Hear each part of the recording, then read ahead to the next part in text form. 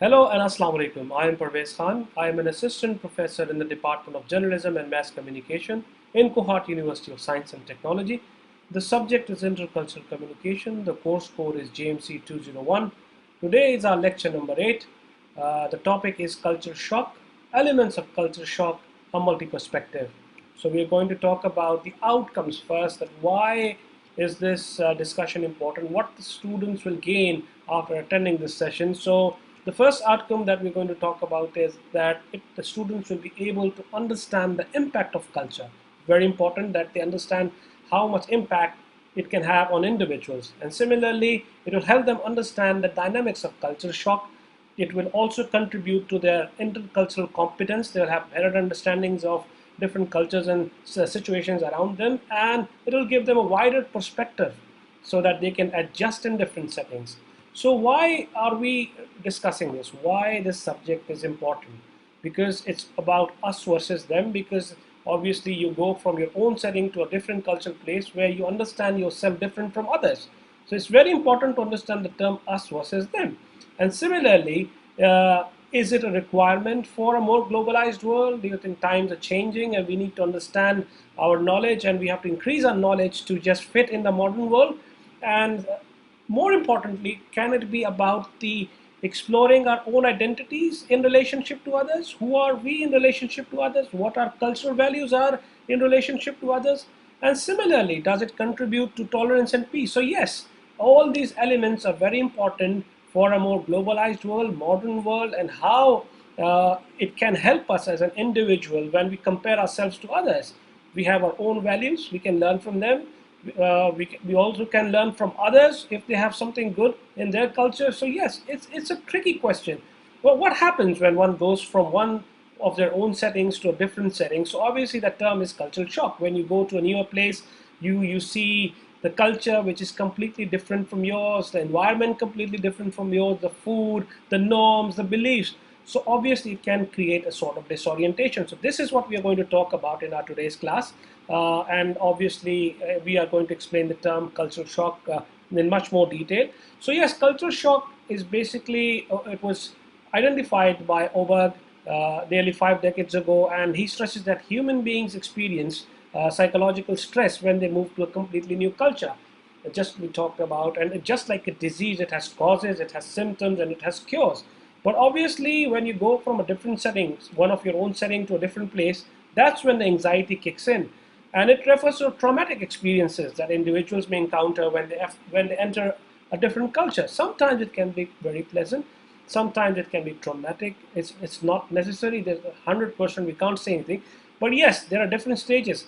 The stages of cultural shock we'll be discussing in our next class, but today we're going to talk about the traumatic experiences, the anxiety, the depressions. And it's important because the more we talk about it, the easier it will be for our students, for individuals to go out there to adjust themselves in newer settings, because it's not easy when you go out from your own comfort zone to another place. So this is why we're going to talk more about the anxieties, depressions, the problems, the hurdles. So this is why it's important to talk about it. And yes, now coming to definitions, obviously we need to have a much better understanding of the term cultural shock so we can look into it with a wider lens. That culture shock can be also explained in terms of that about the stress and the feelings of disorientation you experience in a new culture. And if you for a time, that disorientation can be called a culture shock. It can be the feelings of uneasiness, it can be a kind of difficulty that you face when you go to a newer culture. And for this purpose, we'll go more into details again, but I think to explain my point, I have a very short video that when an individual goes from a completely different environment to a new environment, what kinds of problems he or she can face. This is a very, very good animation that I usually play in my class. So this will give you an idea of perspective. I've shared the link towards the end as well. So this will give you a better perspective that when you go from your own comfort zone to a different place, it can be stressful, it can be difficult, you may find it very hard to adjust, but eventually everyone adjusts because you stayed there, you understood people much better, you understood the environment. So this is now, let's see what kind of cultural shocks, and it's kind of funny as well, you can see it, it's pretty interesting.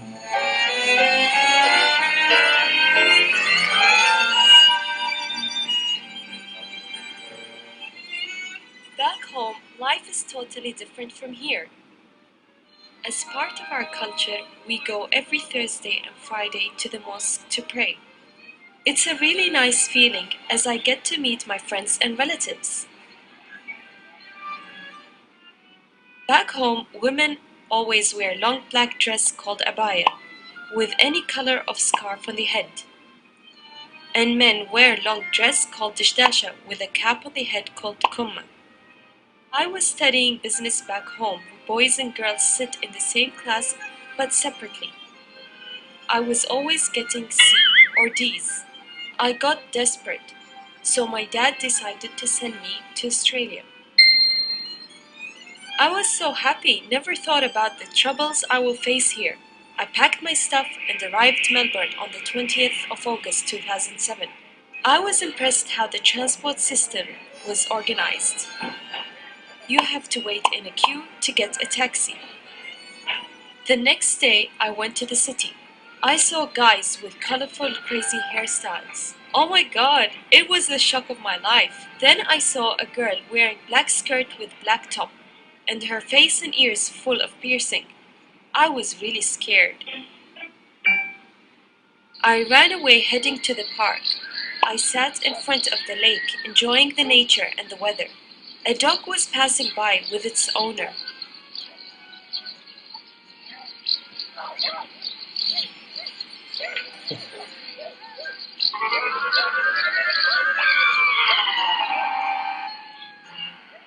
At uni, I entered the classroom and sat beside a girl to feel more comfortable.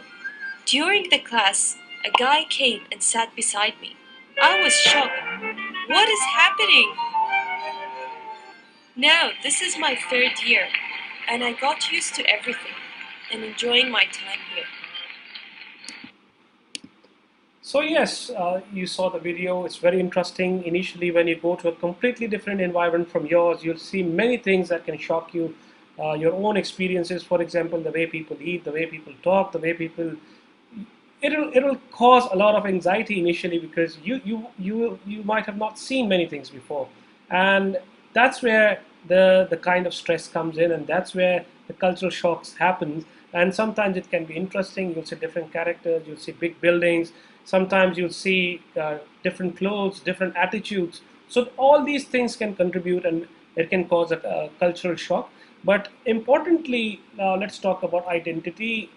Identity is very important to talk about identity because it defines who you are in relationship to others. And as anthropologist Ober claims that nearly 5 decades ago, he believed that the cultural shock produces an identity disorientation state. You're disoriented, and your identity, you feel a loss of identity, identity deprivation. You feel your values are not the same. Your status may not be good enough for this place. Your profession may not be in line to what this country demands. So that causes an identity disorientation state, which is very confusing at times. And similarly, in addition to this, it causes a lot of psychological stress. It causes a strain, and you try to adjust in that, but that can also be problematic because you're not used to the circumstances, and you feel rejection by the members of the new culture. So that is where your identity crisis begins. You are in a different place. You've had previous identities. You had identities can be multiple. You can be a Pakistani, you can be a Muslim, you can be a Pashtun, you can be a Punjabi at the same time. But when you go out there, you don't see yourself as such because the people around you have different identities, different cultures, different values. So that's where identity crisis kicks in. That can cause problems. That can cause stress. So, in addition to that, there are multiple ways to look into identity, and it causes confusion regarding role, ambiguity. You forget your role. It can be your there's a lot of unpredictability in those circumstances. So yes, this can be problematic, and similarly, it gives you a sense of powerlessness in the situation. You feel powerless. You feel that you cannot cope with the situation. You cannot cope with the circumstances around you, and it happens to most of the times when you are in a different setting, from different culture, from different place, outside your comfort zone. So yes, to summarize all these points once again, culture shock is sparked by the anxiety that results from losing all our familiar signs and symbols of social discourse. And these signs or cues can include more than 1,000 ways, like shaking hands when we meet and how we give tips. So yes, it can be different. And the culture we live in, we have different signs, we have different symbols of social discourse. Signs and meanings can be different in different places. The way we smile, the way we talk, maybe we are from high context or low context culture. That matters a lot. So yes, all these things are sparked by the anxiety, and this is why we feel that we may not be good enough for this place, or maybe we are not made for this place, or maybe we don't have a future. But that's wrong. This is why there's more and more discussions, more and more scholars are writing about cultural shock, that yes, there's a disorientation period, which is followed by an adjustment period. But we'll talk about that in our next class. But it's important to understand that no matter uh, how far you go, how difficult it gets, there's a way to get around it. Nowadays, it's easier because we are familiar with cultures through films, and we have seen many. For example, it's easier to get adjusted in Western countries because you've seen so many films, dramas, documentaries. You have an awareness of how it looks like. But going to a completely different culture where your language, there are language barriers, you don't know how to communicate apart from gestures or symbols, that's where it gets difficult. But still, even you can get around that. And anxiety kicks in, as I said, but this is important to talk that there's a way to get around it. So we go further and we talk about the ABCs of the cultural shock in terms of the affective, behavior, and cognitive disorientation dimensions. There are three dimensions. We can look into it from affective, behavior, and cognitive. When we talk about affective, like normal things like anxiety, bewilderment, confusion, disorientation, all these kind of things combine to make the decisions you make. You feel unhappy, and these things cause problems for your decision making, for your adjustment making, and you are perplexed. You're not sure what's happening around you, and behaviorally, it also affects you because you don't know. How people are going to react, what are the norms of that place, what are the cultures of that place, how people are going to react to you if you are going to pray in a separate room, what are the rules of this place, what will happen if you talk against the king, what will happen if you talk about a political party. So these kind of things that counts in behavior. You tend to observe behaviors, and similarly cognitively, it's like you try to analyze things and you try to interpret things, but uh, they lack cultural interpretive competence. You can't understand, you can't interpret what's happening around you. So that also creates stress. So like yes, these three things like anxiety, depression, the uncertainty, along with the behavioral attitudes, like the behaviors you see around people, how an Englishman would respond to your salam, or how he would respond to your greeting, or how they would respond to the way you pray or walk or eat. For example, even if you go out to a place where people are having a food which is not halal, it can create problems and anxiety. Similarly, cognitively, sometimes you lose the ability to interpret what's going around you. You can't see because sometimes in some cultures, some people speak quite loudly when they're talking to each other. And if you are from a country or from a place where people just speak politely, you might find it odd. You might find that they're fighting with each other, which is not which is the normal case. They might be just talking. So you lose your ability to interpret because you're not aware. Only by spending time, by interaction, through interactions, through readings, through most of the time it happens by spending time. You get around these things, and it's not easy. Especially, a lot of things can be problematic. It can lead to ethnocentrism. You believe that your culture is better. It can also lead towards racism. You believe that you are the most superior race in the world. So yes, all these things are associated with culture, and it can be problematic. It can be a good cause for learning, but it's very important in the modern times to be aware of these things, because the more we know about these things, we can find our way, we can progress ourselves, we can improve ourselves. It can lead to a better harmony among different cultures. It can lead to peace. It can lead to prosperity. So yes, understanding of different cultures, traveling, or going or immigrating or going for educational purposes, it gives you a very wide perspective of what's going on around you in the world. You can only understand, for example, by sitting here in Pakistan, we might think that some countries or some people, they might not be good, or they might be arrogant. But when you interact with them, you find that people outside Pakistan, they also have families. Similarly, the image, the media, the image of Pakistan or Afghanistan or any other country, for sake, they might be thinking that since violence has taken place in the last 10, 15 years, this country or this place might be problematic. But it's not the case. When they come here, when they meet individuals, it's a completely different ball game. People have been welcoming, people are welcoming people from abroad. They're hospitable. People talk about these things. It's only because we don't travel, we don't know, so we create our image in our heads, and that also adds to pressure. So the more you talk, the more you walk, or the more you travel, you can reduce your biases, and it can help you give a better perspective. So towards the end of my class, I'll be interested to know that what experiences did you students have outside their own settings? Did they find anything unique? Did they go to anywhere, to a place which was interesting, something that shocked them, something that inspired them, something that caused disorientation?